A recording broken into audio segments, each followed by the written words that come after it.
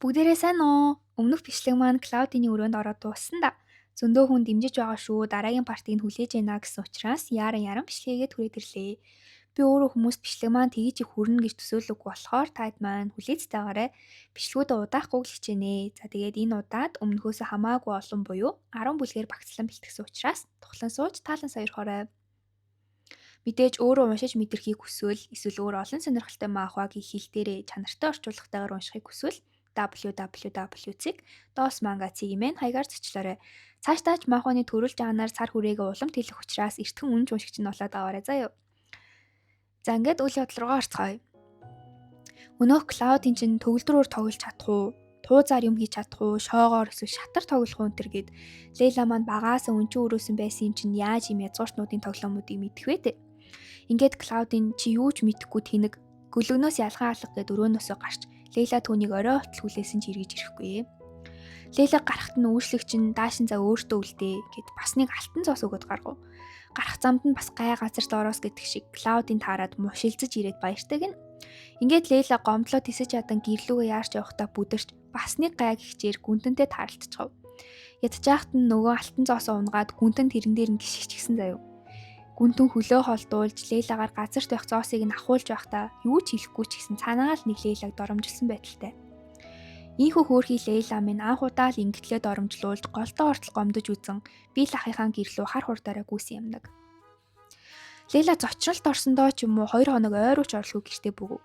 Тэгэд өнөөх алтан зоосоо би л ахынхаа ачийг багч чадахгүй хариулна гэд өгөх гэтэл би л ах нэх хөрхөн чи тийм уйдгартай язгуурчныг төвчиж өөрийн гараар олсон мөнгөө өөрөө л авгин. Би л ах бас байнга Лейлаг сайн том хүн болно, мундаг хүн болно гэж магтнаа. Би л одоо л нэг энэ охин тасаж байгаагаа мэдэрч явах шиг. Ийхүү олон зууныг тэр хоёр амар тайван аж төрөө өнгөрөөж Лейла маань том болвоо гэж. Лейла маань сургуулийн хичээнгүү сурагч болсон. Хараа нилээн муудсан ч өөрөө хөөрхөн бөөрөлцөний чанмал хийж зарна. Түүгээрээ нүдний шил худалдаж авах хүсэлтэй. Хэдэн жилийн өмнө хүмүүс эсэргүүцээд байхад хүртэл би л зөрүүдлэн байж Лейлаг сургуульд оруулж өгсөн гэж байгаа. Өстө би л ах шиг хүнл хүн бүхний амьдралд хэрэгтэй дээ. Ийхүү ахин 190. 190 гэдэг бас нэг зүйлийн тохио билээ. Гүнтэн харштай ирнэ гэсэн үг. Гүнтэн сургуулаад өгсөөд манайхаар Батламгаалах их сургуульд илсэж энэ 100 амралтаараа гэртээ ирнэ. Гэхдээ нэг сайхан мэдээ байгаа нь Кайл Лейла хоёр маань сүрхий дотн найзууд болжээ. Кайлийг ер нь өснийхэн дөнгөөр цагаана гэж дуудчихъя заяа. Клаудинтай андуураад ээж магадгүй нэр нь адилхан болохоор. За цагаана байнга Лейлахаар орж гардаг. Хаяа бүр хичээлээ таслан байж Лейлаг сургуулаас нь авна. За угаасаа тодорхой. Цагаана маань Лейлаг сайн. Өнөөдөр сэтгэлээ ишлэх ёстой юм болов уу энэ гэж бодноо хөрхөн. Цагаана ихтэй нөхөрлөлөө алдчихгүй гэж жаахан анцнаар шийднэ. Дотроо тэгснэ айгүй амар. Ийм удаа найзлсан юм чи шууд ихнэр нөхөр болчихвол амар энэ гэд бодоостэй. Цагаана гүнтнийг удахгүй ирэх талаар хэлэхэд Лейла өнөөх муухай дурсамжтай өдрөөс хойш гүнтэнтэй таархаас ч жирэгдэг болсон юм болохоор булзааруулаад л өнгөрөв. Яг энэ үеэр нь гүнтэн хажуугаар нь хэрэгтэй өнгөрч цагаанаа маань юмаа мартчихаж гээд сургууль буцах хэрэгтэй болов. Яасан ч гайтай давхцлав тий. За тэгсэн болоогүй бүр гүнтэн гинэт тэргээ зогсоо би бууж алхлаа гэж авбаа. Ийхүү гүнтэн алхаж байхдаа эмээ ээж хоёр нь энэ зундаа хүнтэй сүй тавь. Клаудын хамгийн сайн тохирох сүйт бүсгүй гэх зүйлс ярьсныг нь дурсан санав. Гүнтэнч гэр бүлийн нэрт хүнд өөрийн төгс байдлаа нэгт тавьдгийн болохоор сүй тавихыг зөвшөөрчихсөн. За ингээд би төгс хүн инээ тэрээгээд бодож яхад нь годгонсон шар охин гэдэг шиг Лейла маань хажуугаар нь дугуйтайгаа явж агаад гүнтнийг харж цочирдоод урд нь осолдоотхов. Ингээд өнөх уулзмааргүй байна гэсэн үнтэйгээ Лейла маань нүүрэлтлээ гэж. Лейла гэс тараач хайсан ямаа цуглуулад явах гэтэл гүнтэн үзгэн дээр нь гიშгээд би чамайг дуудаад байна хөө ухааны юм хэлснэ. Лейла өөрлөө нь харсан чинь зүг зүгээр яваад өгдгийн. Бахаал хангаж байгаа нь тэр ахта. Ингээд Лейла урд нь гараад гүйчгэж болохгүй юм болохоор гүнтний араас дуугаа чирэн чимээг өхө алхалж гүнтэн эргэж харахтаа тэр охин биш бүсгүй болжээ гэж дотроо бодоод идэг заяа. Энэ охин чинь чамайг 11 мөрчгсөн байхад алгын чинь нэхэн байсан охин штэ. Мэдээж Клаудын ч том болж нас бий гүйцжээ. Гүнтэн Клаудын хоёрыг сүйтэй явуулах талаар ярьжсэн да. Тэдний сүйн талаар ярилцахаар хоёр талын гэр бүлүүд уулзалтаж байгаа нь. Клаудын язгууртай ахын хувьд биеэ ихэмсэг авч явдаг, хаана юу хэлгээ мэддэг, зохистой бүсгүй болж. Томчууд ярилцахаар болж тэднийг хүлэмжээр зугаалаач гэхэд гүнтэн Клаудины гарыг барихтаа Лейлагийн өнөөх дугуйнаас унахтаа шалбарсан гарыг бодоостой. Хүлэмжинд нь өчнөө шууд байх аж. Тэдний далавчийг нь хайчилж хол нисгээс нь сэргийлдэг юм байна.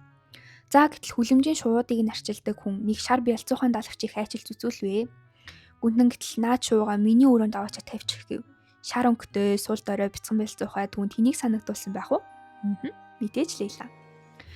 Гүнтэн амралтаараа харшид хэрхэн амьдардаг талаар харцгаая. Гэр бүлийнхнийгээ ч оруулдаггүй тусдаа өргөтгөл харшид голын зүг ширтэд суун. Ном уншин. Тэгэд уйд хараад үгүй. Тэгэд хамгийн гол нь тэрээр сэлэх дуртай билээ. Бүр нөв нүцгэн. Гэхдээ мэдээж яаж зүгээр сэлээд өнгөрөх вүлээ? Гүнтний нөв нүцгэн сэлж явахт нь модны мөчөр дээр сууж исэн Лейла арчхнаа. Ягаад ч өрнөгчнөө хүнтэй харшид шавшаалтан сэлдгийг. Гүнтэн гинэт Лейлагийн зүг айхтар хурдан сэлж Лейла ч ахаад лавраарэ гэсээр орилон зүгтэн. Гүүж явахдаа цагаанаатай таарад ёстой аимшигтэй зүйл харсан энэ төргээд тэр үед нь харин Гүнтэн тэр охин одоо хүртэл модон давирдаг хിവэр юм бидтэй гэж бодсоор. Лейла маань ашгүй нэг нүдний шилтэй болжээ. Шилээ авчгаад харих замдаа цагаанаатай уулзгаар явж байсан ч гадуур уул зугаалж явсан Клаудийн Гүнтэн хоёртой таарлаж Клаудийн ч хамт цай уугаад явах хэмээн тэр гурав хамтдаа цайлваа. Лейла үнэхээр тухгүй тавилга шиг л хөдөлгөөнгүй чимээгүй цайгаа уучгаад явна гэж байгаад Гүнтний урдаас харц сууж тэсэлгүй ганц хоёр асуултанд нь хариулсан болчоод цайгаа ч уулга яваад өгнө. Нэр Лейла маань сургуулаа төгсөөд багшуулахыг хүсдэг гэдгийг бид болж мэддэг. Тэндээс гараад төлөвснөөрөө цагаанаатай уулзаж тэд хамтдаа ачиртай талах хэдингээ хөгжөлдөөд сууж байхад нь мэдээж гайвуулж Гүнтэн харна. Тэгснээ бүр юу гэж боддөг гээч цайгаа уулгүй явсан байж энд юм мэдээд сууж байна. Тэр охин намайг орхиод энэ хүү рүү явсан байна энэ гэж боддөг юм да. Эго хүмүүсээ гэж. За ингээд хэд хоногийн дараа ч юм битээ Клаудины ээж Лейлад цаанаал нэг дургүй энэ охин харшид байгаа таалагдахгүй байна гэсээрсэн. Гэтэл заяа энэ үед хэдүүлээ Клаудины ямар айхтар алсын аратайг мэдэж авнаа. Лейлаг хамт цайлийгээд байсан нь харшид нь ийм үзэсгэлэндээ бүсгүй өсөн төрнөж байг мэдээд Гүнтнийг ямар хариултал үзүүлэх бол гэж шалгасан байдгийн. Мэдээж Гүнтэн ямар ч илдэг бусын үйлдэл хийгээгүй нь Клаудинд ихээхэн таалагдсан. Тэгээд бүр Лейлаг Гүнтний нууц амраг болсон ч хамаагүйгүй. Гүнтэн угаасаа нууц амрага эхнэр энтер болгох гэхгүй Лейлач тийм зүйл чунхааргүй номхон дүлгөөхөө охин гэд тэгж байгаа. Ээж нь бол өстой балаараа дөөр ухааны юм л хэлнэ. Гэтэ надад бол Клаудины энэ асуудалд язгуурт авах хувьд аягүй ухаантай байр суурьтай л хандж байгаа санагдсан. За тэгээд Клаудин бол хайр дүүрэн гэрлэлт бус байр суурийг нь баттгаж чадах хүчрэг гэрлэлт хүсэж байгаа юм ихтэй. Өнөөх Гүнтэн чинь энэ үеэр бялцуухад хачи их тасчихсан хажуугаар нь цонхоор Лейлаг хараад л сууна.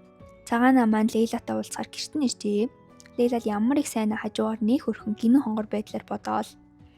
За гэтэл Лейла маань мангар том үнэн мэдрэмжгүй малгай өмсч гисэн үрээд ирнэ. Цагаанаа мэдээж үхтлээ шоосон чинь тэр нь би л ахын авч гисэн малгай юу яах вэ? Мэдээж цагаанаа маань би л ахад алуулна. Лейлач бөөр. Гэсэн чинь яг үнэндээ хараан муудсны хилээгүйд би л ах өөрт нийтэгдэггүй юмаа хэлдэггүйгээд Лейлад амар гомдоод Лейла харин оронд нь надад гой малгай аваад өгчих гээд ахуулсан малгай байв. Түүний хувьд хорвоод ирэх хамгийн сайхан хамгийн үнэтэй малгай. Лейла номоо шимтэн уншиж цагаанаа хажууд нь ядаж над руу нэг тоогоод харчгаасай гэж суусаар. Энэ үеэр Гүнтэн өөрийн биеэр тэдний модон байшин дээр биелэр туслуулах цэцгийн ажил байна гэсээр ирж таарав. Гэтэл биелэх өнөөдөр хот орчихсон байдаг. Лейла өөрөө л очиж хийхээс өөр аргагүй болж цагаанаагч гэрлүүнд буцаана. Өнөөх ажил нь өргөтгөл харшид нь нэг сагс цэцэг хүргэх ажил. Лейла маань цэцэрлэгээс олон янзын сарнай төгөөд очтол Гүнтэн ахиад хий илүү бүдэхгүй өнгөтэй цэцэгс авчир гэх юм тэр. За энэ үеийн хэсэг маань өндөрлөө. Цаашдаа Гүнтэн Лейлаг яаж зоох бол эцсийн эцэс тэгээд олон улсын фенүүдийг талцуулсан Лейла дээр үү, Клаудин дээр үү гэх мэтгэлцээнд та нар хинийхэн тал вэ? Эцэст нь хэлэхэд анхны бичлэгийг маань маш их хайрлаж дэмжиж өгсөн бүгдд нь баярлалаа. Би өөр анх удаа л бичлэгийг дийтэл сурж байгаа. Тэгээд хажуугаар нь маахан орчуулах хийдэг төгсөх курс оюут учраас зав замуутай яваа. Гэсэн ч завтай болтлоо 7 хоногт ядаж нэг бичлэг оруулахыг бодноо. Мэдээж өөрөө уншиж мэдрэхийг хүсвэл эсвэл өөр олон сонирхолтой маахагийн хэл дээрээ чанартай орчуулгатаар уншихыг хүсвэл www.dolsmanga.cg-ийн хаягаар зочлоорой. Дараагийн хэсэг хүртлээр бай бай. Хуйлах уу? Эсвэл бүр сүхтгүү?